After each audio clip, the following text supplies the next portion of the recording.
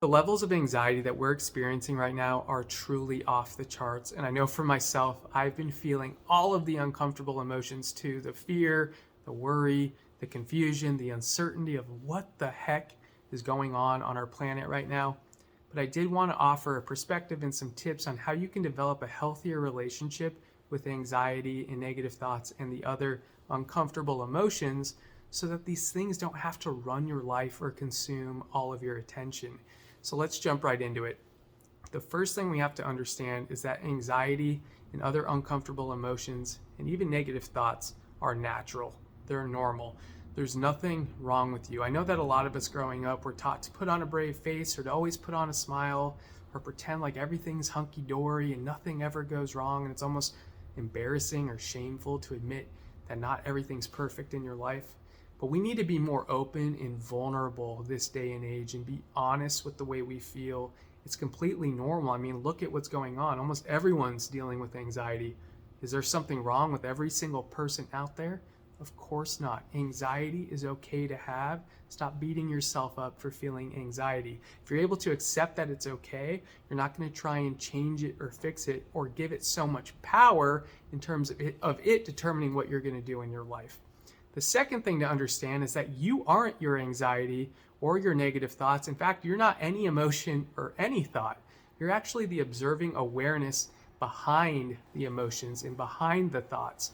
And this is a concept called cognitive diffusion, actually from ACT therapy, which is your ability to differentiate between your awareness and your thoughts and your emotions.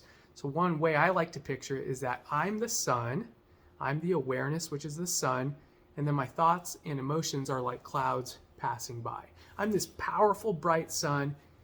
The anxiety and the negative thoughts are just clouds. It's okay for them to be there, but I'm a powerful sun. I don't need to be giving my power away to the anxiety clouds or the negative thoughts clouds.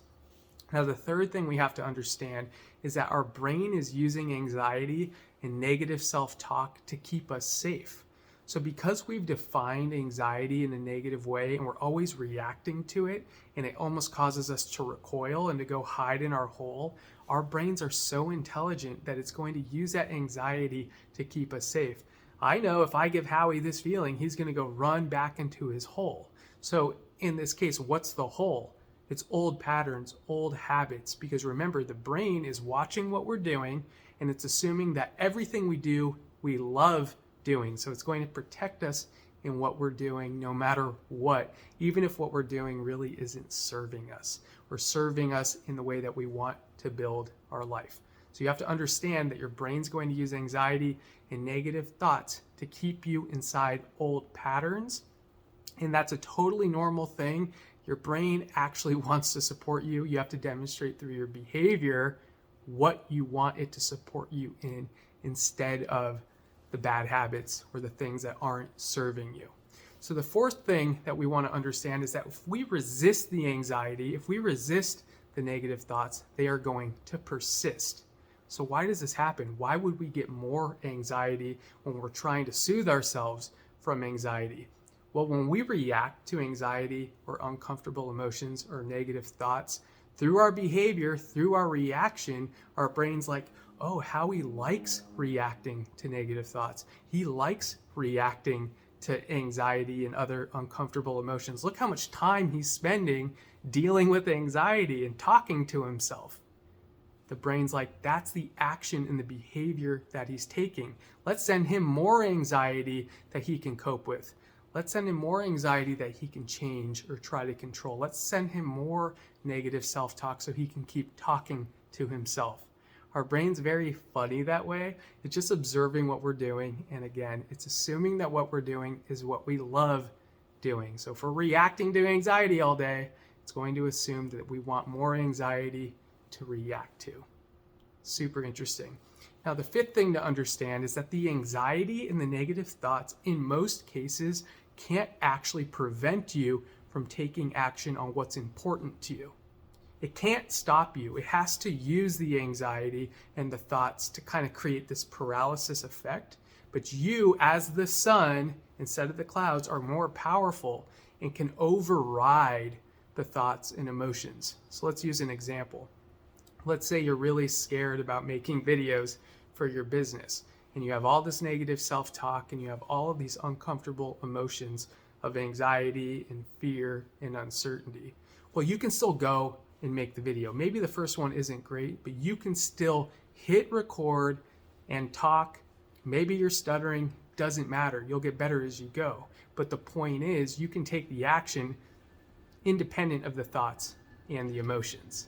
You are that powerful. And that leads us to number 6. If you want to change your behavior, if you want to have a healthier relationship with anxiety to where your brain's no longer sending you anxiety to try and keep you safe, go do the things that are important to you with the anxiety and with the negative thoughts. This is the area I see most people getting it totally wrong. They think that they need to be over their anxiety and overcome their negative thoughts before they move forward in doing the things that are important to them. It's actually the opposite. You have to do the things that are important to you with the anxiety and with the negative thoughts, and then you'll develop the confidence. It doesn't happen the other way. If you wait till you feel good and have positive thoughts to do the things you're afraid of doing that you know deep down are important to you, you'll probably wait forever. You have to go do the new behavior that's deep down important to you with the uncertainty, with the uncomfortable emotions, and do it anyway because it's part of your values.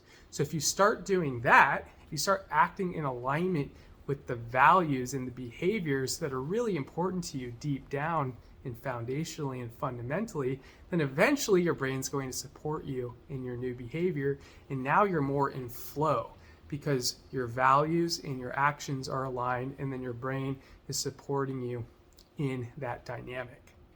So if you want to have a healthy relationship with your anxiety, stop trying to fix your anxiety. Go build the life that you want to build. Let your brain support you in building the life you want to build. Stop reacting to every feeling and thought and letting that throw you off track.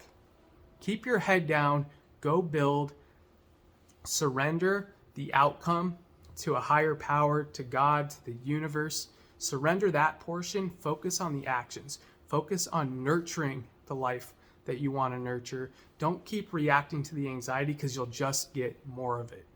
Hopefully you found this helpful. If you need extra help in doing this, I know this is a lot.